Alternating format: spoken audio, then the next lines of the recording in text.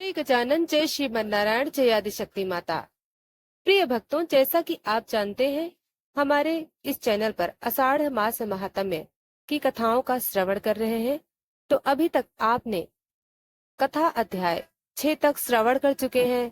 आज आइए कथा अध्याय 7 को श्रवण करते हैं।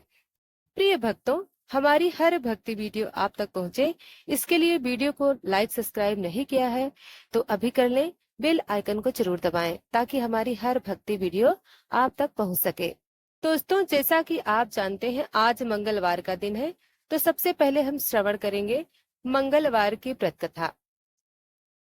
प्रिय भक्तों, क्या आप जानते हैं कि आषाढ़ मास के मंगलवार को एक स्त्री ने अपने पति को मृत्यु से बचा लिया और भगवान हनुमान स्वयं उसके रक्षक बने। जय श्री राम। दोस्तों, आज हम आपको सुनाने जा रहे हैं एक ऐसी अद्भुत कथा जिसमें आषाढ़ मास मंगलवार व्रत, पति की रक्षा, चमत्कार और हनुमान जी की कृपा सब कुछ है। यह सिर्फ एक कहानी नहीं बल्कि एक संदेश है। स्त्रियों की भक्ति में अपार शक्ति होती है। बहुत समय पहले एक गांव में सुशीला नाम की स्त्री अपने पति धवल और 2 बच्चों के साथ रहती थी। परिवार अत्यंत गरीब था। धवल लकड़ी काट कर बेचता और किसी तरह 2 वक्त की रोटी मिलती। सुशीला धर्म परायण थी। वह रोज तुलसी जल देती, घर को साफ करती और मंगलवार को व्रत करती थी। एक दिन एक साधु उनके घर आए। उन्होंने कहा, आषाढ़ मास के मंगलवार को जो स्त्री व्रत करके हनुमान जी को सिंदूर अर्पित करे, उसका घर हमेशा संकट से बचा रहता है। सुशीला ने उसी क्षण संकल्प लिया, इस आषाढ़ में सभी मंगलवार व्रत करूंगी। सुशीला हर मंगलवार को ब्रह्म मुहूर्त में उठती, गायत्री मंत्र का जाप करती और बिना नमक का व्रत रखती। हनुमान मंदिर जाकर उन्हें सिंदूर अर्पित करती और कहती, हे संकट मोचन, मेरे परिवार की रक्षा करना, मेरे पति पर कभी कोई संकट न आए। कुछ लोग उसका उपहास उड़ाते, कहते, तू सिंदूर से क्या चमत्कार करेगी। पर सुशीला मौन रहती। क्यों? क्योंकि वह जानती थी, विश्वास ही शक्ति है। चौथे मंगलवार को जब सुशीला उपवास पर थी, धवल जंगल गया लकड़ी काटने। एक भीषण आंधी आई, पेड़ गिरा, धवल उसके नीचे दब गया। गांव के लोग दौड़े और बोले, धवल को सांप ने डस लिया और अब वह चेतना में नहीं है। सुशीला दौड़ते हुए पहुंची। उसके पास न दवा थी न साधन, सिर्फ विश्वास था। उसने मिट्टी का दीपक जलाया, हनुमान चालीसा पढ़ना शुरू किया और आंखों से आंसू गिरते रहे। तभी आकाश से गड़गड़ाहट हुई और एक बानर रूप में हनुमान वहां प्रकट हुए। हनुमान जी बोले, सुशीला, तेरे व्रत ने मुझे बांध लिया है। आज मैं तुझे खाली हाथ नहीं लौटा सकता। देख, तेरा पति अब मरेगा नहीं। जैसे ही हनुमान जी ने धवल की छाती पर हाथ रखा, वह सांस लेने लगा। लोग आश्चर्य में पड़ गए। सुशीला की आंखों से आंसू बह निकले, पर अब वे आशा और कृतज्ञता के आंसू थे। हनुमान जी बोले, जो भी स्त्री आषाढ़ मास के मंगलवार को श्रद्धा से व्रत करेगी, उसके परिवार पर संकट नहीं आएगा। हनुमान जी के आशीर्वाद से धवल धीरे धीरे पूरी तरह स्वस्थ हो गया। गांव के वैद्य भी चकित थे। यह तो एक चमत्कार है। लोगों का विश्वास नहीं हो रहा था कि यह सिर्फ एक स्त्री के व्रत से संभव हुआ है।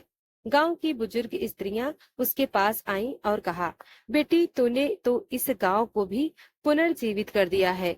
अब हम सब भी आषाढ़ मंगलवार को व्रत रखेंगे। अब सुशीला अकेली नहीं रही, उसके साथ पूरा गांव हनुमान जी के चरणों में नतमस्तक हो गया। एक चमत्कार और हुआ। धवल को नगर में लकड़ी की आपूर्ति के लिए एक बड़ी व्यवस्था मिली और उसकी आर्थिक स्थिति सुधरने लगी। शुद्ध आय, भक्ति और संयम से उनके घर में अन्न, वस्त्र, धन और शांति आने लगी। सुशीला ने कभी व्रत नहीं छोड़ा। हर मंगलवार को व्रत रखती, सिंदूर अर्पण करती, हनुमान चालीसा का पाठ करती। उसका जीवन बन गया भक्ति और सेवा का प्रतीक। एक रात सुशीला को स्वप्न आया। हनुमान जी आकर बोले, बेटी, तूने तो जप किया, वह कई युगों तक व्रतधारियों के लिए उदाहरण बनेगा। जो भी स्त्री आषाढ़ महीने में मंगलवार को व्रत रखे, ब्रह्मचर्य का पालन करे और हनुमान चालीसा को पढ़े। उसका हर संकट कटेगा और उसके बच्चों की उम्र लंबी होगी। सुशीला ने यह स्वप्न गांव की सभी महिलाओं को बताया और अब तब से यह परंपरा बन गई। कई लोग पूछते हैं, आषाढ़ मंगलवार का व्रत कैसे करें? तो सुनिए। प्रातः ब्रह्म मुहूर्त में उठे, स्नान करके हनुमान मंदिर जाएं, सिंदूर, चमेली का तेल और गुड़ चना अर्पित करें, हनुमान चालीसा और सुंदर कांड का पाठ करें, व्रत में नमक ना लें, सात्विक भोजन करें, दिन भर प्रभु स्मरण करें, संध्या समय दीपक जलाकर आरती करें। यदि 5 मंगलवार व्रत रखें तो विशेष फल मिलता है और अंतिम मंगलवार को गरीबों को भोजन कराएं तो समस्त ग्रह दोष भी शांत हो जाते हैं। प्रिय भक्तों, सुशीला नाम की एक साधारण स्त्री ने आषाढ़ मास में मंगलवार के व्रत और हनुमान जी की भक्ति से अपने पति की मृत्यु को भी टाल दिया। हनुमान जी स्वप्न में प्रकट होकर उसे वरदान दे गए कि उसका नाम युगों युगों तक पूजा जाएगा। अब आइए जानते हैं कैसी उसकी कथा अमर हो गई। हनुमान जी की कृपा से सुशीला का परिवार अब समृद्ध हो गया था। उसने गांव के लोगों से आग्रह किया, आओ हम एक हनुमान मंदिर बनाएं, जहां हर मंगलवार को दीप जलाएं। गांव वालों ने मिलकर पीपल के पेड़ के नीचे एक छोटा सा हनुमान मंदिर बनाया। सुशीला स्वयं हर मंगलवार को पहले दीप जलाती, फिर सभी को प्रसाद बांटती। धीरे धीरे वह मंदिर चमत्कारी माना जाने लगा। कई बीमार लोग वहां आकर ठीक होने लगे। निसंतान दंपत्ति को संतान की प्राप्ति हुई और व्यापारियों को हानि से मुक्ति मिली।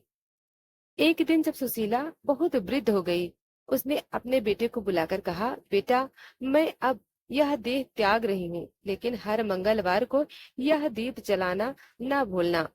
यह दीप संकट मोचन को समर्पित है। अंत में वह हनुमान चालीसा का पाठ कर रही थी और जैसे ही संकट कटे मिटे सब पीरा की पंक्ति आई, उसने शांत भाव से अंतिम सांस ली। गांव वालों ने उसे हनुमान मंदिर के पीछे सम्मान पूर्वक समाधि दी और वहां एक छोटी मूर्ति स्थापित की, जिसे नाम दिया गया माँ सुशीला, हनुमत भक्ति की प्रतीक। आज भी उस गांव में हर आषाढ़ महीने के मंगलवार को विशेष पूजन होता है। लोग उस मूर्ति के समक्ष दीप जलाते हैं और कहते हैं, हे माँ सुशीला, जैसे तुमने संकट से पति की रक्षा की, वैसे ही हमारे परिवार की रक्षा करना। उस क्षेत्र में मान्यता है, जो भी सच्चे मन से इस दिन हनुमान जी की पूजा करता है, उसे 3 वरदान मिलते हैं: संकटों से मुक्ति, दाम्पत्य सुख, बच्चों की लंबी उम्र। प्रिय भक्तों, आज जब जीवन भाग दौड़ और अनिश्चितता से भरा है, तो यह व्रत हमें सिखाता है विश्वास की भक्ति की गहराई और नारी की तपस्या कितनी महान होती है। जिन स्त्रियों ने आषाढ़ मंगलवार को पूरे नियम से व्रत किया, उसके जीवन में कभी दुख अस्थायी नहीं रहा। इस प्रकार सुशीला की यह कथा हम सबके लिए एक प्रेरणादायक है। आइए इस आषाढ़ में हम भी संकल्प लें, हर मंगलवार को हनुमान जी को दीपक जलाएं, चालीसा का पाठ करें और अपने परिवार को सुख शांति के लिए व्रत रखें। जहाँ संकट वहाँ हनुमान, जहाँ विश्वास वहाँ चमत्कार। प्रिय भक्तों, अब आइए श्रवण करते हैं आषाढ़ मास महात्म्य की कथा स्कंद पुराण से। आषाढ़ी मास स्नानम च दानम जप्यम विशेषतः यत्कृतं तु वैष्णव प्रीते तत्सर्व अच्छयम भवेत। विष्णु खंड स्कंद पुराण। आषाढ़ मास में जो भी स्नान, दान और जब भगवान विष्णु की प्रसन्नता के लिए किया जाए, वह सब अमर फल देने वाला होता है। जब जीवन में निर्धनता, संकट और अपमान हो, तब ईश्वर एक द्वार खोलते हैं। वह द्वार होता है आषाढ़ मास की भक्ति और सेवा का। आज की कथा है एक निर्धन ब्राह्मण की, जिसका जीवन अत्यंत दयनीय था, परंतु आषाढ़ मास के व्रत और दान ने उसे धन, यश और मोक्ष तीनों दे दिया। बहुत समय पूर्व मालव देश के सिंधुपुर ग्राम में चित्तगुप्त नामक ब्राह्मण रहता था। वह विद्वान था पर निर्धन, वेद पुराण जानता था पर कोई आदर नहीं, घर में भोजन का एक दाना नहीं, और वस्त्र भी फटे हुए। परंतु सबसे बड़ा दुख यह था, अपमान। गांव के धनी लोग उसे निकम्मा और भय भाग्यहीन कहकर तिरस्कार करते थे। एक दिन ब्राह्मण ने संकल्प लिया कि वह भीख नहीं मांगेगा। वह नदी तट पर बैठ गया और बोला, हे गोविंद, यदि मैंने किसी जन्म में तुम्हारा नाम लिया हो तो आज मुझे मार्ग दिखाओ, जिससे मैं भिक्षा नहीं, आत्म गौरव प्राप्त कर सकूं। तभी वहां एक गुजरती साधु मंडली आई। उनके आचार्य थे स्वामी व्रत निष्ठानंद जी। उन्होंने ब्राह्मण से कहा, बस आज से आषाढ़ मास आरंभ हो रहा है। यदि तू इस मास में केवल एक व्रत भी श्रद्धा से करे तो तेरा जीवन बदल सकता है। आचार्य जी ने उसे बताया, प्रत्येक दिन सूर्योदय से पहले उठकर स्नान करो, भगवान विष्णु के सामने दीपक जलाओ, तुलसी पत्र अर्पण करो, संध्या के समय गरीबों को कुछ भी दान दो, चाहे अन्न का दाना ही क्यों ना हो, और सबसे महत्वपूर्ण, सोमवार को मौन व्रत रखो और विष्णु सहस्त्र नाम का पाठ करो।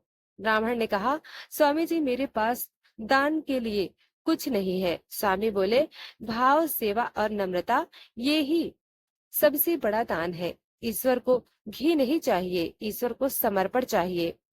चित्रगुप्त ने एक पुरानी मिट्टी का दिया ली, थोड़ा सा तेल उधार लिया, तुलसी के नीचे बैठ गया और व्रत का आरंभ किया। पूरे दिन वह मौन रहा, केवल भगवान विष्णु का नाम मन में दोहराता रहा। गांव के लोग उसे देखकर हंसते थे।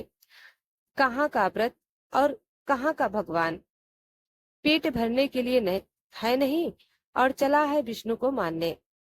पर ब्राह्मण शांत रहा। दूसरे सोमवार के बाद एक दिन गांव में एक धनी व्यापारी की गाय खो गई। संध्या में जब वह ब्राह्मण के पास पहुंचा तो गाय चुपचाप वही तुलसी के पास बैठी थी। व्यापारी ने कहा, आपकी तपस्या से ही यह लौटी है, कृपया यह थैली ग्रहण करें। ब्राह्मण ने मना कर दिया, मैंने व्रत धन के लिए नहीं किया, मैं केवल अपने आत्मसम्मान की रक्षा चाहता हूँ। अब गांव में चर्चा होने लगी। लोग ब्राह्मण से पूछने लगे, आ, आप क्या जपते हैं? क्या भगवान विष्णु सच में सुनते हैं? ब्राह्मण ने कहा, आषाढ़ मास में केवल मन की सच्चाई चाहिए और भगवान अवश्य सुनते हैं। आषाढ़ मास के अंतिम सोमवार की रात्रि ब्राह्मण को एक दिव्य स्वप्न आया। भगवान विष्णु ने कहा, हे चित्रगुप्त, तूने धन नहीं मांगा, यश नहीं मांगा, केवल सेवा मांगी। आज आज से तुझे 3 वरदान मिलते हैं। वाणी में प्रभाव, जिससे तू जो बोलेगा वह लोक मान्य होगा। नंबर 2, आत्मनिर्भरता का मार्ग, तेरे घर स्वयं समृद्धि आएगी। नंबर 3, भक्तों में अग्रगण्य स्थान, लोग तुझे गुरु मानेंगे। अगले दिन से गांव के धनी लोग उनके पास आने लगे। वे प्रवचन करने लगे और यथा समय उन्हें एक छोटा आश्रम मिला। आषाढ़ मास के व्रत से जो हुआ वह केवल चमत्कार नहीं था, वह जीवन की पुनर्रचना थी। जहाँ दूसरे ने केवल हंसी उड़ाई, वहां भगवान ने अपना हाथ बढ़ाया। यह कथा हमें सिखाती है कि भक्ति कभी भी निर्धन नहीं होती। प्रिय श्रोताओं, भगवान विष्णु से स्वप्न में वरदान प्राप्त करने के बाद अब चित्रगुप्त के जीवन में अद्भुत परिवर्तन आने लगे। गांव वालों ने एक छोटा सा कुटीर बना दिया। वह तुलसी के नीचे बैठकर शास्त्रों का पाठ करता। लोग उसे सम्मान से गुरुदेव कहने लगे। एक दिन एक वृद्ध साधु वहां आया और बोला, गुरुदेव, आप अब केवल व्रत और पूजा न करें, आषाढ़ मास आपको ज्ञान की अग्नि के लिए बुला रहा है। ब्राह्मण ने कहा, मुझे कैसे ज्ञात होगा कि ईश्वर मेरे साथ है? साधु ने उत्तर दिया, जब तुम्हारे भीतर बाड़ी मौन हो जाए और ध्यान से हर सांस नारायण बोले तो समझना ईश्वर तुम्हारे भीतर उतर चुके हैं। उस वर्ष आषाढ़ मास की पूर्णिमा को गांव में भीषण वर्षा हुई। नदियां उफान पर थी। गांव के सभी घरों में पानी घुस गया। लोग चिल्ला रहे थे, लेकिन चित्रगुप्त के आश्रम के चारों ओर एक सूखा चक्र बन गया था। यह कैसा चमत्कार है! यहाँ न कोई पानी घुसा, न ही कोई कष्ट हुआ। लोगों ने देखा तुलसी के समीप स्वयं भगवान विष्णु की छाया दिखाई दी। एक वृद्धा सुभद्रा, जो पहले ब्राह्मण को तिरस्कृत करती थी, वर्षा से डर कर आश्रम में आ पहुंची। वहां रोते हुए बोली, गुरुदेव, मैंने आपको वर्षों से तुच्छ समझा, मुझे क्षमा करे। क्या मैं भी आषाढ़ मास के व्रत कर सकती हूँ? चित्रगुप्त बोले, हे माताजी, भगवान कभी भी किसी को नहीं रोकते। उनका दरबार तो सदा खुला रहता है। जो आ जाए वही प्यारा है। सुभद्रा ने वही तुलसी के सामने घी का दीप जलाया और उसी क्षण उसके रोग, उसकी दरिद्रता और मन की अशांति मिट गई। आषाढ़ शुक्ल पक्ष की एकादशी की रात्रि में ब्राह्मण को जागृत अवस्था में दिव्य दर्शन हुआ। भगवान विष्णु स्वयं प्रकट हुए। बस चित्रगुप्त, तूने ना धन मांगा ना सम्मान मांगा, तेरा व्रत निस्वार्थ था, अतः मैं तुझसे प्रसन्न हूँ। मैं तुम्हें आशीर्वाद देता हूँ। आने वाले वर्षों में जब कोई भक्त आषाढ़ मास के व्रत की कथा सुनेगा, वह तुझे भी स्मरण करेगा और तेरी भांति वह भी दुख से मुक्त होगा। अब गांव के लोग ने मिलकर निर्णय लिया, आषाढ़ मास में सभी मिलकर व्रत करेंगे, विष्णु सहस्त्र नाम का पाठ करेंगे और हर पूर्णिमा को तुलसी पूजन किया करेंगे। ब्राह्मण ने आषाढ़ धर्म कथा की स्थापना की और उसका संदेश किया। जो प्रातः सूर्योदय से पहले जल स्नान करके भगवान विष्णु को तिल, तुलसी और दीप अर्पित करता है, उसका जन्म सफल हो जाता है। अब चित्रगुप्त गांव का आध्यात्मिक गुरु बन गया। उसकी वाणी में चमत्कार था और उसका हृदय निष्कलंक था। एक बार वह बोला, भक्ति तभी सच्ची होती है जब आप दुख में भी ईश्वर का नाम लेकर मुस्कुरा सके। लोगों ने उसके वचनों को ग्रंथों की भांति मान लिया। एक दिन ध्यान में बैठे चित्रगुप्त को भगवान विष्णु ने बताया, हे वत्स, तो पूर्व जन्म में एक यशस्वी राजा था जिसने राज सिंहासन का त्याग कर मेरे चरणों की सेवा की थी, परंतु अंतिम समय में अहंकार आ गया था, इसलिए इस जन्म में तू निर्धन बना। परंतु तूने आषाढ़ मास के व्रत से पुनः स्वयं को पवित्र किया। अब अगला जन्म तेरा ब्रह्मलोक में होगा। ब्राह्मण ने रोते हुए कहा, प्रभु, अब मुझे जन्म नहीं चाहिए, मैं बस आपकी सेवा चाहता हूँ। आषाढ़ मास की समाप्ति पर चित्रगुप्त ने अंतिम बार भगवान विष्णु का पूजन किया। फिर दीप के सामने बैठकर वह ध्यान में लीन हो गया। धीरे धीरे उसका शरीर प्रकाशमय हो गया और अंत में वह वायु रूप में ब्रह्मलोक को चला गया। गांव में शंख ध्वनि हुई, पुष्प वर्षा हुई और लोगों ने पहली बार मृत्यु को मोक्ष के रूप में देखा। जिसे संसार ने असहाय कहा, उसे आषाढ़ मास ने दिव्यता की सीढ़ी पर चढ़ा दिया। चित्रगुप्त ब्राह्मण की यह कथा आषाढ़ मास की सबसे उज्जवल प्रेरणा है। जैसे ही चित्रगुप्त ब्राह्मण ने देह का त्याग किया, गांव में दिव्य घटना घटी। महर्षि वेदव्यास उस ग्राम में पधारे। वे अपने तीर्थ यात्रा पर थे और कहा, मैं यहाँ किसी विशेष आत्मा की सुगंध खींच कर आया हूँ। यह स्थान अब आषाढ़ तपोवनी भूमि कहलाएगा। लोग ने ब्राह्मण की कथा सुनाई। व्यास जी ने ध्यान लगाया और कहा, यह कोई साधारण ब्राह्मण नहीं था, यह पूर्व जन्म का ऋषि था।